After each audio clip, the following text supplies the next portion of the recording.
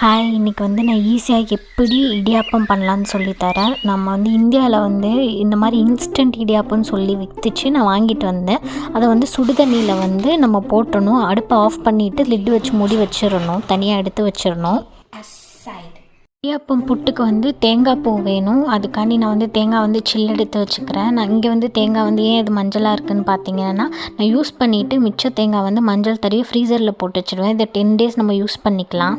தென் நம்ம என்ன பண்ணணுன்னா, நம்ம வந்து வாட்டரில் டிப் பண்ணி வச்சுருந்த அந்த இடியாப்பம் வந்து ட்ரைன் பண்ணி எடுத்துக்கணும். அதுக்கப்புறமா வந்து தேங்காய் பூ போட்டுக்கணும் மிக்ஸ் பண்ணுறதுக்காண்டி. தென் வந்து நான் சர்க்கரை எடுத்திருக்கேன். உங்களுக்கு வந்து நாட்டு சர்க்கரை வேணும்னாலும் எடுத்துக்கலாம். அதுக்கப்புறமா வந்து கொஞ்சமாக ஏலக்காய் தூள் உங்களுக்கு வேணும்னா ஆட் பண்ணிக்கோங்க, இல்லைனா ஸ்கிப் பண்ணிக்கோங்க. அவ்வளோதான்.